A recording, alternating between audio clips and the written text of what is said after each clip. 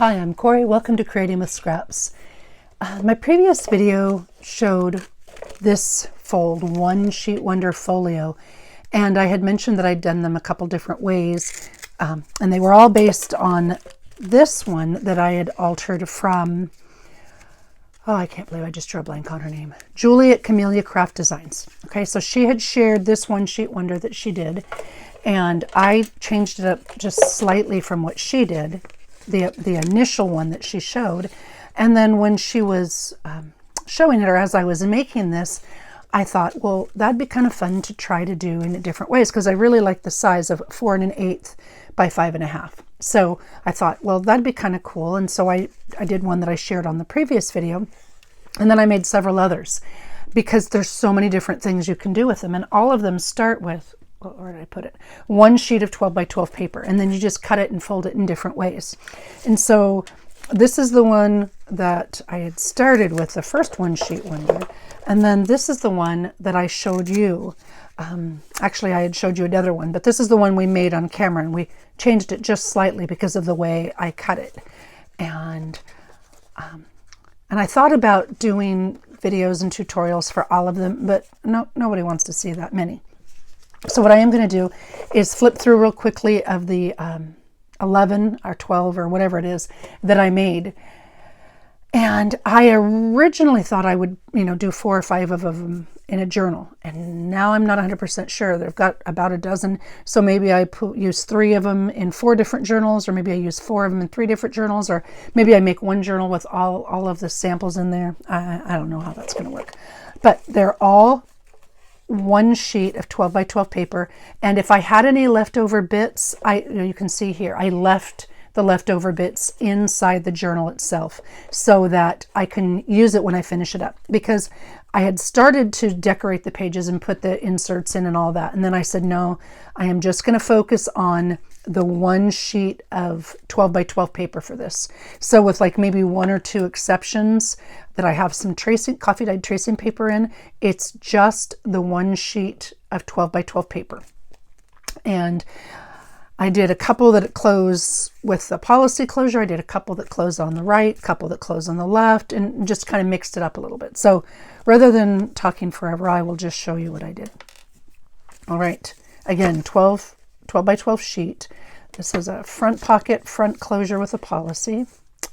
And then I put the directions on them and a side tuck. And here I used some of the cut-aparts or cut-off pieces to create a loop, or not a loop closure, I guess that's a loop, and then this is a simple closure, and then lifts up and folds down. This one was a lot of fun. Lifts up, folds down. This is the inside. I put a little notepad on here, and then there's a pocket here, and then that's just the closure, and then this one is just another little pocket. The notepad, or accordion style notepad, and then a little pocket over here. So that closes up that way, and then the inside closes this way, and this just tucks in that little loop. But I'm on camera, so it may not work.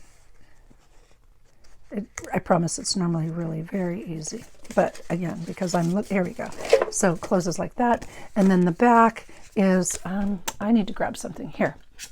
I got a playing card in my Audubon Society that has a flamingo, and there's a fun inside joke with our friend Deb and flamingos. So this is going to her, but I'll use her flamingo to show you. And so there is the pockets on that one. So this is one, let's see, I think I do it like this. One version of the One Sheet Wonder. Yeah, there we go. And then just a simple closure. So that's a top closure.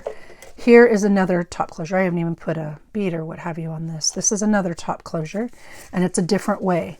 So there's a little tuck right up here at the top, and then this opens up and flips up. So you've got a flip open here and opens out to, I don't know, a trifold or what have you. The top pocket here and a pocket here, and then these are the 2 bits that were left over, because the idea is a one sheet with nothing left over. Well, I want to be able to use these with whatever I put on here and here, and or here in this little lift up. So I saved those inside to show how I wanted them to work. And then the back is just a pocket with I know, just a simple pocket with the directions. And then the whole thing closes like that. So there's another type with the policy closure. And then this one had a policy closure on the back, the first one that we have done together. So there are 3 different ways to fold it. This one is, I kind of had fun with this one. This is a belly band closure. So it's not even really a true belly band. This is a Velcro closure with a pocket on the front. And again, the directions.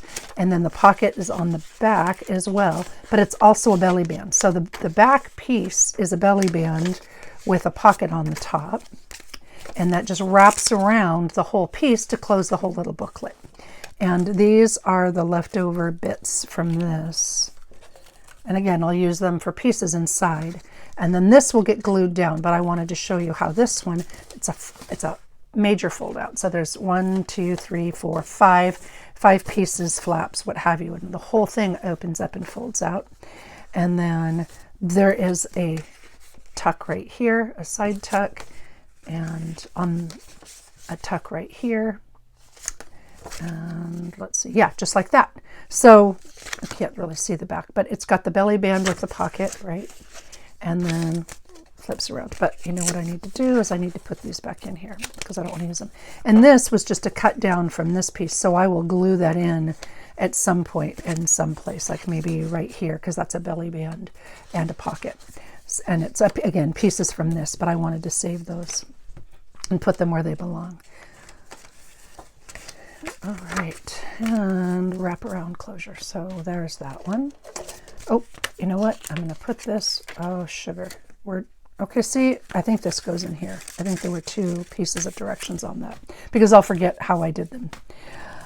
This one is just a simple loop closure, and I did put a piece of lace on this because of the way the words went, I think, so I just kind of covered it up with that. But that's just a simple, tuck closure with mini brads. And then this one is a 4-piece fold out, and then I just did a couple different types of belly band flip things at the top with the piece that I had cut off. And then this is a side tuck, and here is a top and bottom piece with some scraps again. So I would put like a bookmark or something like that, or maybe even a notepad to hold it top and bottom to put through there. And then that's the back. And again, because I'm on camera, it probably won't work, but you just tuck that little piece in there. And that's the closure on this one. Okay, so there's 1, 2, 3, 4. That's number 5. And then this one is a wraparound belly band. Now, in my world, when I put these in a journal, I'm going to sew them down like on this side. So it's open now to show it to you. I've got it glued here. But when I sew this in, it'll be sewed in right here. So this section will be closed. This section will be sewn in. So it won't have this looseness, which will create a belly band on the back. There's another back belly band. All right. And again, sewn in right here. And then there's the front flap closure. Opened up, and there we go. And then there's a belly band here. And then this page is, oh, I know what I was going to do. I'm like, why is this? So when I sew this section in, I will sew both of these sections. So when I sew it into my signature, I'll sew this flap will be sewn in and these 2 pieces. And I left it apart on purpose so that you could see it's just 2 sections cut in half, and then they'll be sewn in. So they'd go sewn in like this. And then there is a top corner tuck on this side, and obviously the other piece of this, and then a bottom corner tuck on that side, and then flip over. And so far it's blank here, but again, these aren't decorated. These are just what I did with the 1 sheet of 12 by 12 paper, and then a side tuck, and then here for like a drop down or a journaling card or a notepad or something. So similar obviously because they're all using 1 sheet of 12 by 12 paper, but again, very different too. And closes up like that. So there's another one.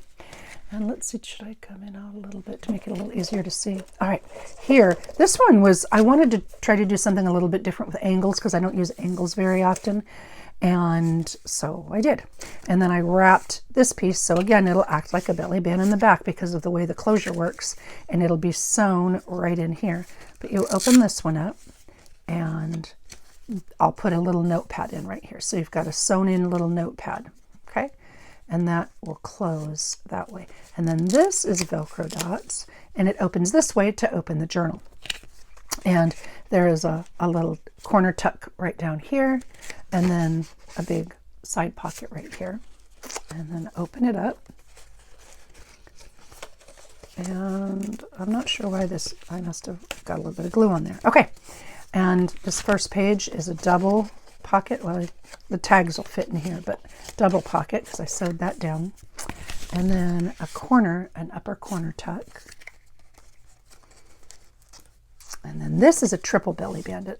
This is when I kind of got a little sidetracked on. I did a little bit of decorating, probably shouldn't, but this is a triple belly band. And here, this is just a corner tuck spot, right? Just a little bit of a corner piece. It was cut off. I think it was the cut off piece from up here. I moved it down here to make a corner tuck for a journaling card. And this is a triple belly band, but it doesn't have triple thickness. So you've got a belly band that goes all the way through, number 1, and then you've got a belly band 2, and then you've got a belly band 3. So you can put, you know, quite a bit in here and just kind of give it a layered look without the bulk. So that was kind of a fun piece to make. And then the back is the back of this, which is actually the front of this, right? Because of the way it closes. The back is a belly band, and then this turns out to be the front flap has the pocket here and here.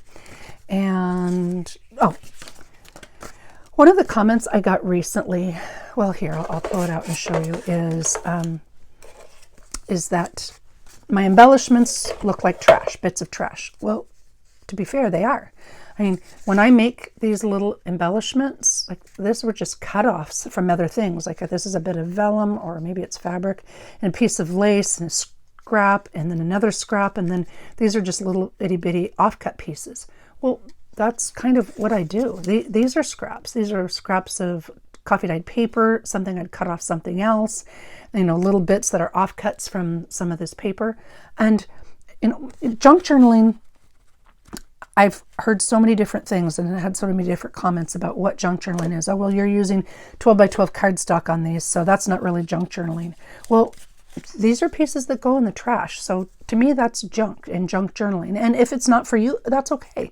Do what works for you. But this is how I like to use my trash to make embellishments and ephemera and bits like that, decorative pieces. But if that's not what you like, this can be anything you want. You can make it work for the way you like to create. I like the sturdiness of cardstock, and I happen to have a lot from my years in scrapbooking. So I like to use it, and I have it. You know, just make it work for you and what you need and the colors and styles and such that you want. So, oh, there you go. There's another one. All right, here is again just some scraps, little bitty scraps of lace, and this one folds to the left, opens to the left, and then here is a pocket on the flap that closes it, and then open it up, and then there's a pocket, a full-size top pocket, and then there's a bottom pocket on the front of that, and then over here, this one's a little more, and see there's a tuck spot here. This one is less folds and such, but I used the cut-off pieces to create pieces that went in it. So like here is, here's all that's left over on this, just the little divots that I took out from the pockets. But, and then there's a side tuck here, and then this is a flip over, and I don't know if I'll make that a notepad or what have you. But there you go. This one's kind of a real simple one with fewer pockets and fewer folds and such, but I utilize the pieces in different ways. And that's the beauty of it. It doesn't have to be all folds or all cuts. It can be a combination of them. And that's what this one is. All right, here's another one. And this cover again opens to the left, and it's got a tuck spot here. And then, oh, this one's a magnet. I tried something different. I usually used Velcro for the most part, but I tried to mix it up a little bit too. So this one has a magnet. Some of them are just tabs that you tuck in or pull out. And this one just happens to be a magnet. So there's a magnet tucked underneath here. And so you've got the tuck on the front, and then you open it, and then there's a tuck right here. And I decorated this one just a little bit. This is one of those pieces of coffee dyed paper because this lace literally fell in my lap as I was making this, and I figured, oh, well, that's a sign. And it also this covers and holds down the magnet, which creates a belly band inside your tuck cover. So that's used that way. And then this piece folds down. And then these are undecorated, but these were kind of fun. These are open flaps. Okay, and I can't even zoom out enough, I guess. So you've got 1, 2, 3, 4, 5, 6. 6 pieces of real estate to decorate. You can put anything you want on them, any kind of journaling thing you want. And then there is a pocket on the back, so the back closure.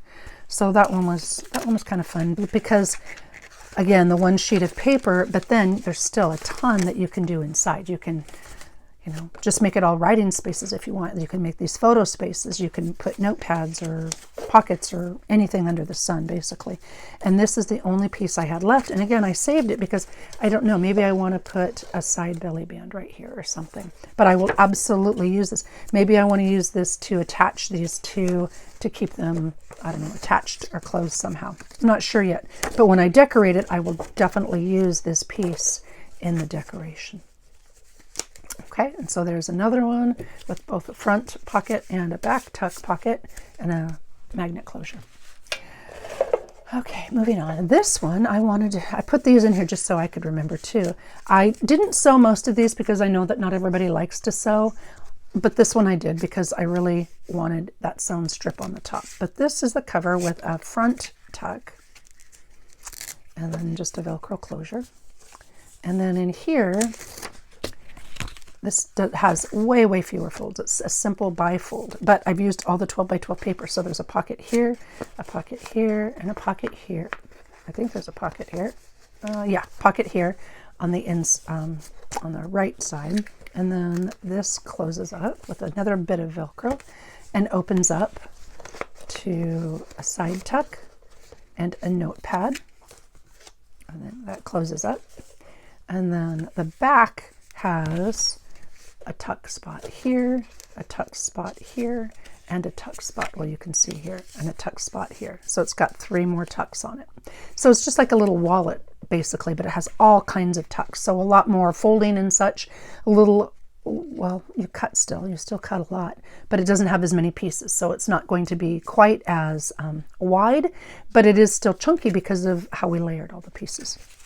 And I'll put this back in here because that's kind of detracting. Sorry, I probably should have done that before, just pulled the directions out of each one out so you could see it, but oh well. Anyway, so there's yet another one. This one, oh, I really like to see. I really am loving this whole back belly band business. So the back side of this one is just a wrap to hold it closed. And then the front is also so that you can put another tuck all the way in the front and, put it to the side to close it up. And I did this one this way largely because of the lady on this Tim Holtz paper. And these are all Tim Holtz pads. Most of them are Wallflower, but any of the Tim Holtz paper, 12 by 12 paper, works simply because it is largely non-directional and the colors. Okay, so, and then when you open it up, the front closure, this time it closes on the right, and then there's a double tuck spot. I made this into a twofer. Okay, so 2 tuck spots there. Open up. And then this was I'll show you in a minute, but a lot of times what I did is I cut 1 inch off the top because then it gave me an 11-inch piece to work with, which is 5.5 height, which was what I really liked. So a lot of times I had this one long 12-inch by 1-inch strip, and I had a lot of fun utilizing that strip in different ways. And as you can see here, it's kind of like a whole wraparound closure. And here it's closure, and then it opens the inside flap up here, and then I'll put a notepad or something inside here, and then there's a pocket up at the top on that, and then 2 little pockets, for mini tags, what kind have you right there. Now this one, I had spilled something on it, so I covered it up with a piece of that tracing paper, and there you go, that's why that's there. And then here is a side tuck pocket. Then this piece folds down. Oh, there's the directions. These were the leftover bits, and I turned it into the start of a cluster. And again, scrap bits. That's how I kind of like to make my embellishments and my clusters. But that's all that's left over from this 12 by 12 piece. And then here is another band, so you can do a drop down, a layover drop down, or a notepad, or that type of thing. And folds back up. What did I do? There's a piece of Velcro there. Oh, I know why. Duh, it goes there to close it. So there's that one. I don't even know how many that is. I showed you this one. Oh, I was going to show you on this something, but we'll keep moving on. Oh, and then here is the last one. So let me see.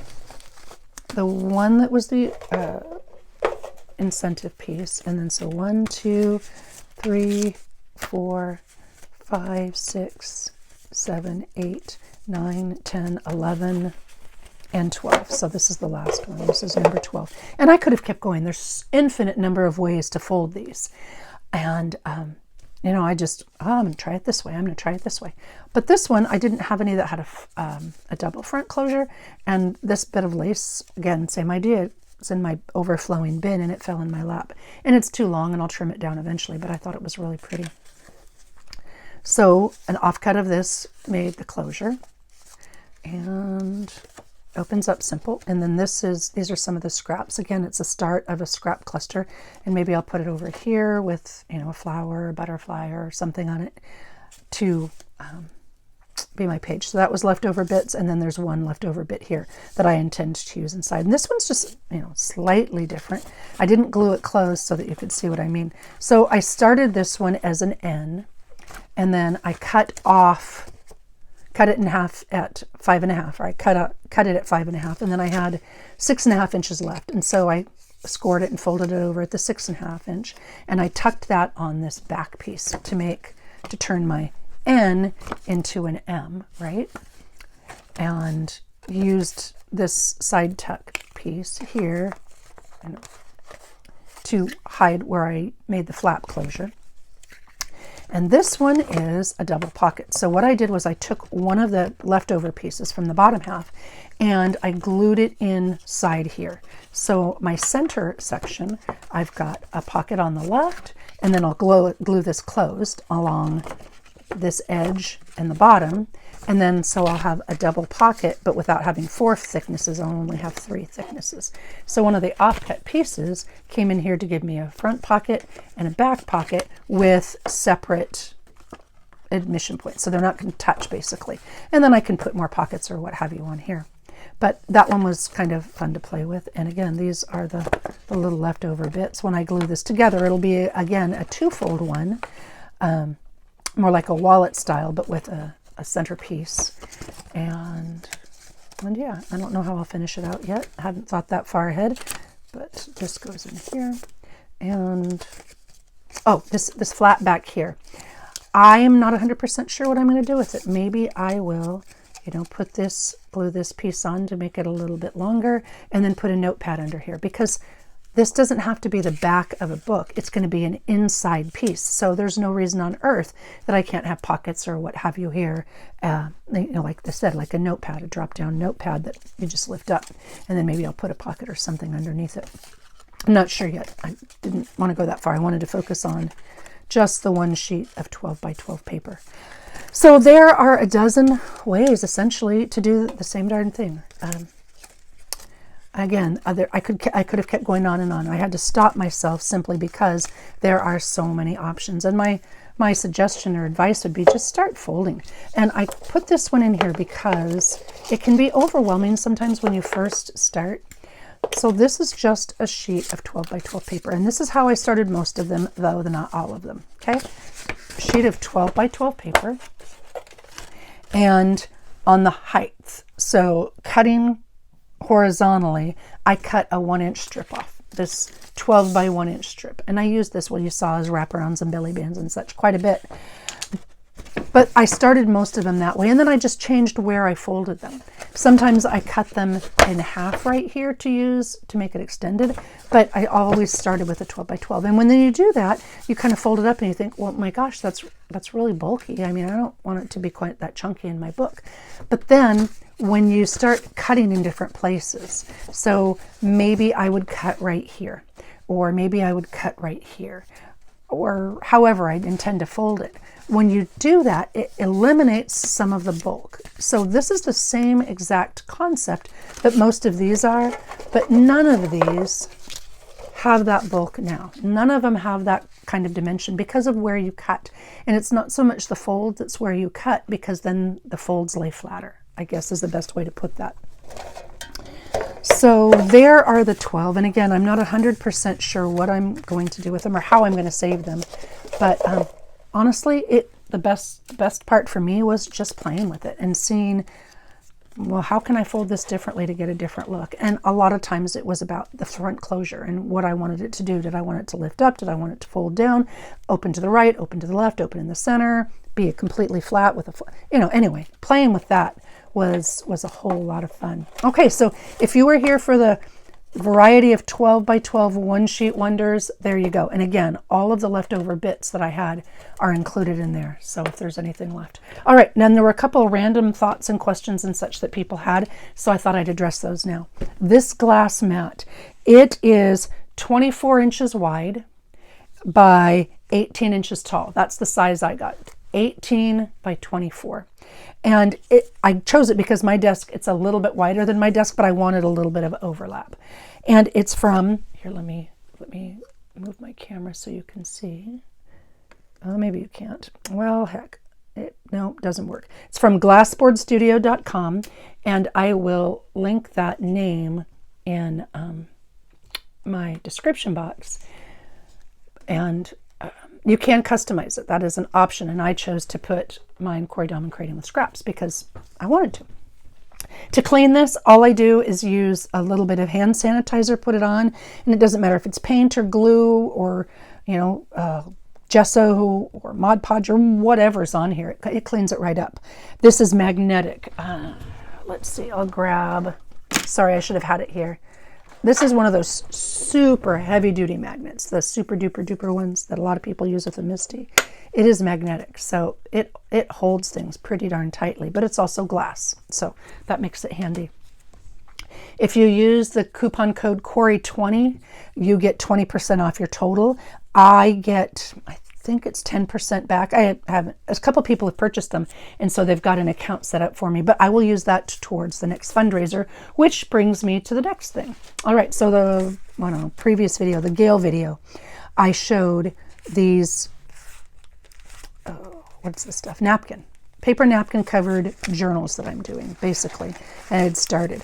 And with a variety of different papers. And I have a list that talks about the different papers: handmade paper, watercolored paper, linen, vintage, cardstock, coffee dyed, braille paper, textbook paper, ledger, tracing paper, bags, all that kind of stuff. So I'd shown in a previous video what was in it. And I mentioned that they wouldn't be ready until I was out of school, which happens later this week. But since then I started thinking, well, there's some papers that I really want to include that I hadn't, so I'm going to be adding to it. And one of those papers that I'll add to it is actual typing paper. And this one is from, I got it at an estate sale from 1993. And I don't know, a lot of people nowadays don't necessarily know what typing paper is. It's thinner than copy paper. It's less translucent than vellum. And it's just kind of a really cool, it's heavier than tissue paper. It's kind of an in-between thin paper, basically. And it's awesome. And I'd forgotten about it simply because we don't really use it anymore. But it's great paper, and so I want to include a sheet of that in there. This is rice paper, Japanese rice paper. And there are quite a variety of rice papers and thicknesses and such, but this one is kind of like waxed paper almost. It's heavy on one side, and then it's thin and has that, I don't know, rice paper texture. I don't know what else to call it on the front side. So actual Japanese rice paper, and I will include that in the completed books as well. This one was fun. It was in an estate sale, and this is carbon paper. Stuff that before there were carbon copies and such, you put a sheet of this over when you were typing. You put it in an actual typewriter and you put this in, and there were other uses too, but that's the primary one that I'm familiar with. And that's how you did copies before copier machines.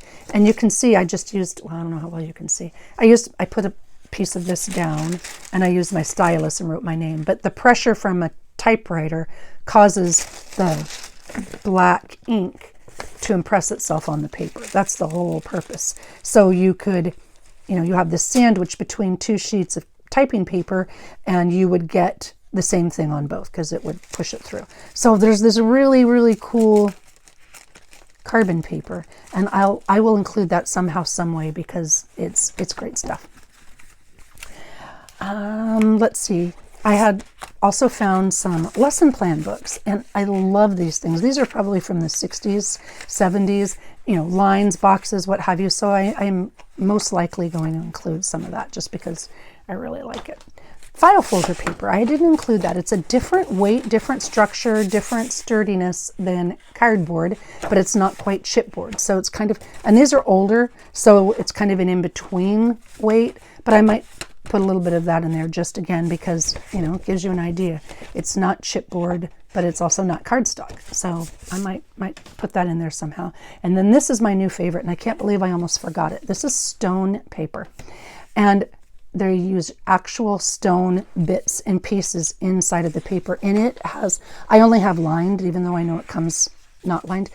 It is thin, like copy paper, but it's thick, and it's not thick. It's sturdy, super sturdy, and it's strong. So it works well for, mixed media techniques and such.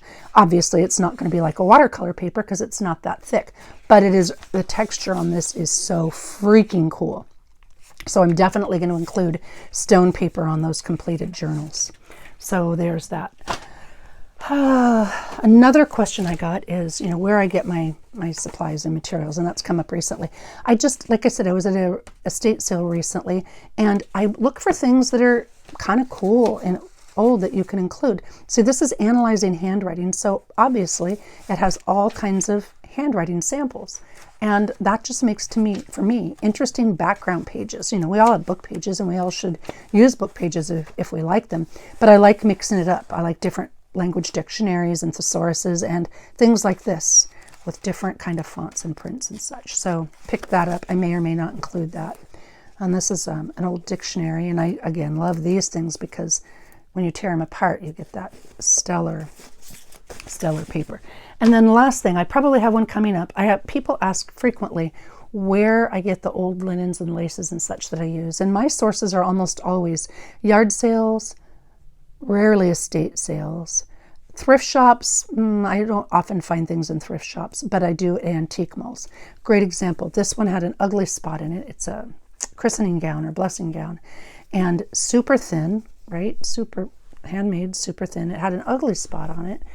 But I got it for 50 cents because it has an ugly spot. But I'll utilize just, pieces of that and pieces of the fabric itself because it's just really cool and it's really thin. And this was also at an estate sale. And I'm not 100% sure. It looks like maybe something you put underneath something else. It was made into like a mini half shirt, or I don't know, maybe somebody else knows what it's for, but I don't want it for that. I'll just cut off bits of this fabulous lace and use bits of that, right? These I'll just make into journal covers of some sort, and handkerchiefs, old handkerchiefs. Even if there's a stain or something on it, I can almost always work around it. And one of the projects that's been on my to-do list for quite some time is 10 or whatever number ways to use antique linens and laces and vintage items. And when I say that, I mean things like doilies and handkerchiefs and tablecloths and dresser scarves and that variety of things. Like here you go. This one has an ugly spot on it. And these have all been washed because I always wash them first. I feel like if it makes them tatty, well, that makes it even better. And I'll just work around the ugly spot. I'll sew it, or I'll cut it, or I'll do something like that. So that is something that'll probably be in the works.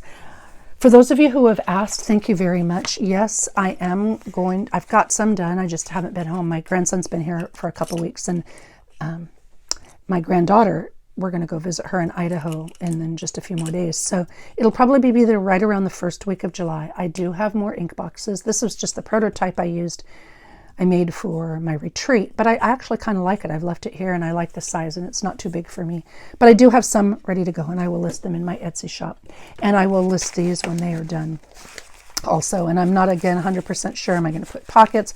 I definitely will not be decorating each of these for sure. But then the price point will indicate that as well. It's just a variety of different papers and textures on the papers, and may or may not, I've got a lot coming up this summer, but may or may not have time to, show different ways. But between all the videos, you'll see. But anyway, these are for the fundraiser for the veterinary clinic nearby, for a fund for people who don't have sufficient for emergency vet needs. And so that is coming up as well. I also have quite a few 2 for $6 pieces, and I've got the 6 Scrapbuster journals almost ready to go, and a bunch of variety of little pieces and things. So I've got that coming up. Thank you for asking, and as always, thank you for your support. If you've got any questions, please list them in the comment section below. Thank you for watching. Take care and happy creating.